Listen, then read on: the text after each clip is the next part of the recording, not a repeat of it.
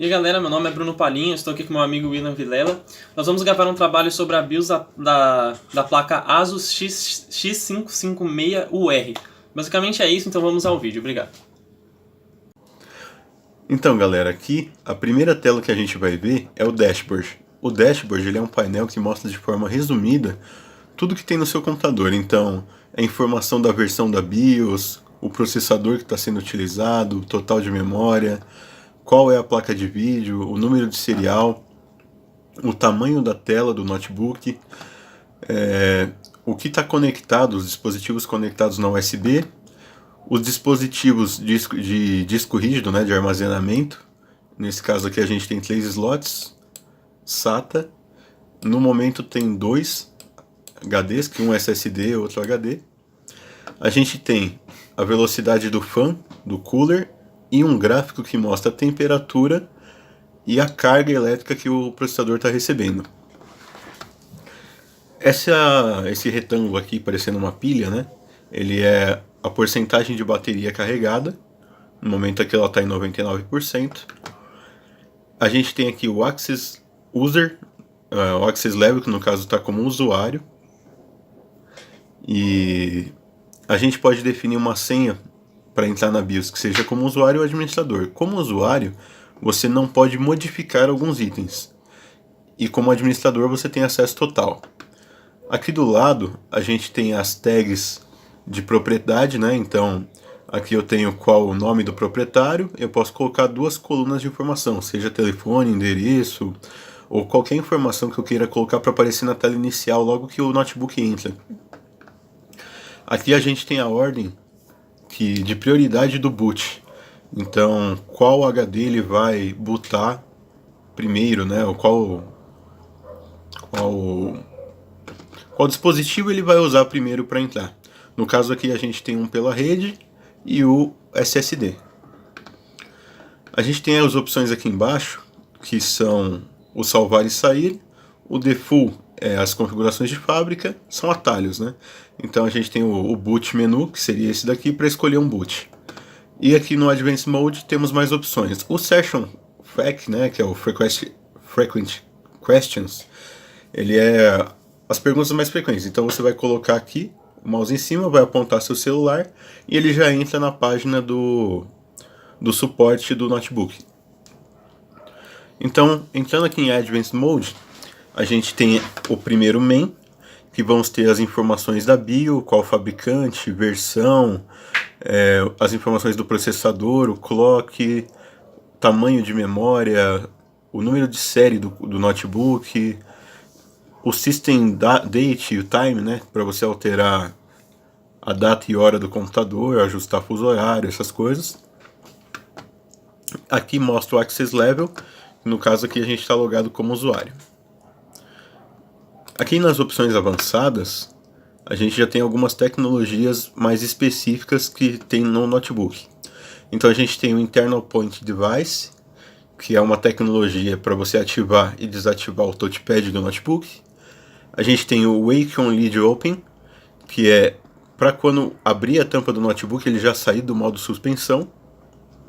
A gente tem o Intel Virtualization Technology, que ele trata, né, o compartilhamento do hardware isoladamente entre as máquinas virtuais. Então ele vai distribuir nesse set de instruções para melhorar o desempenho da virtualização. Então você vai ter um set de instruções em máquinas virtuais separadas, utilizando os mesmos recursos. A gente tem o Intel AES-NI. Esse AES é um padrão de criptografia que ele é amplamente adotado em ecossistemas de software, né? E essa tecnologia da Intel, que é o Advanced Encryption Standard, ele é o conjunto de novas 7 instruções que eles vão acelerar via hardware os cálculos do AES. Então ele vai diminuir o overhead computacional pela ativação da criptografia. Daí ele vai reduzir esse overhead, melhorando o desempenho. E a gente tem o VTD, que é uma tecnologia de virtualização da Intel, que permite que as máquinas virtuais hospedeiras usem diretamente os dispositivos periféricos, melhorando também a performance. A gente tem o Asus EasyFlash 3 Utility, que é um utilitário que a Asus fez para facilitar a atualização da BIOS. Então você entra nele, você vai ter uma lista de diretórios, você vai escolher o arquivo e ele já vai fazer o processo de atualização da BIOS. Lembrando que esse é um processo crítico e que se der alguma falha, alguma coisa, você pode até perder o computador se você ele não conseguir atualizar e gravar isso direitinho na ROM da BIOS. Smart basicamente é um início com qual na inicialização ele vai verificar as integridades do arquivo do disco rígido. Então ele checa se está tudo funcionando bem e te avisa se tem algum problema. Só que ele, de certa forma, ele não é tão confiável. Então, se quiser mais precisão, é melhor você procurar um programa melhor, mais feito para isso. Seguindo ao Network Stack Configuration, é muito usado pela Google, aliás, é uma inicialização pela internet, onde você usa o sistema operacional que está localizado no servidor. Então você não precisa ter nenhum instalado no seu computador. Também é parte das prioridades. Uma daquelas prioridades que estavam era de internet, que é a segunda, que não está configurada no momento. Porém, se ele te conectar aqui em algum servidor, ele pode escolher simplesmente entrar pelo servidor e não usar o sistema operacional do computador dele. Seguindo a USB Configuration, você consegue controlar o Legacy USB Support, ou seja, você ativa ou desativa no geral a entrada. Você pode simplesmente desativar, ela não vai servir para mais nada, vai ser totalmente visual. E o USB Mass Storage Drive Support basicamente melhora o desempenho do drive de um HD externo. Seguindo, Graphics Configuration, dentro dela tem uma opção. Como estamos no modo usuário, eu não consigo acessar para conseguir demonstrar para vocês. Porém, dentro dela tem uma opção que é a DVT Preallocate. Basicamente, ela compartilha a memória gráfica com o processador. Então, não funciona com GPUs, então as placas de vídeo, essa opção é totalmente desabilitada. Só que com a placa de vídeo on-board da própria placa-mãe, por ter um processamento menor, ele tem uma divisão de memória com a main memory, que é a memória RAM. Assim podendo facilitar e ficar um pouco mais rápido. Indo ao SATA Configuration, você consegue demonstrar as informações dos dispositivos SATA. O modo selecionado aqui é o AHCI. Ele é um modo de leitura e gravação que tem NQC, que é um modo nativo. Então ele tem uma forma de compatibilidade mais fácil entre vários dispositivos conectados ao mesmo tempo.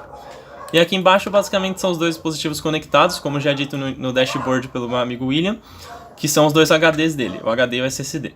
Bem, galera, aqui no boot nós temos algumas opções que é o Fast Boot, que o que ele faz? Ele inicializa usando apenas os recursos obrigatórios.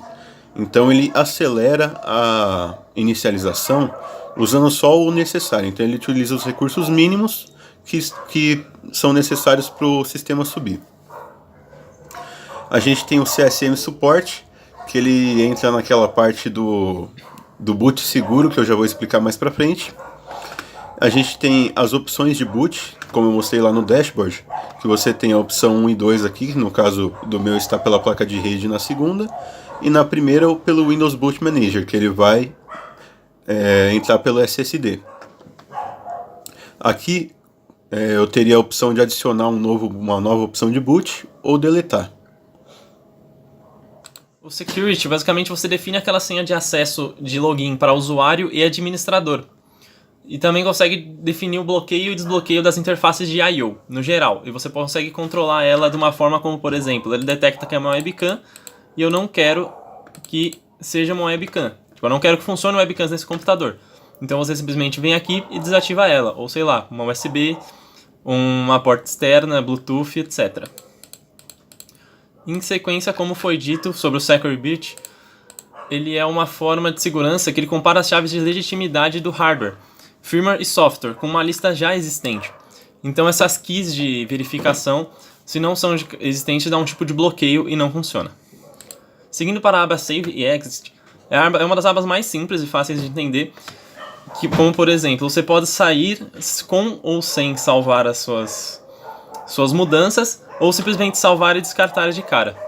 E tem uma função extra que é a Launch F Shell from Fire System Device, ela inicializa uma instalação do sistema operacional pela linha de comando. Então você não precisa inicializar pelo boot lá, botar o CD, etc. Você consegue fazer isso tudo de uma forma mais profissional, digamos assim.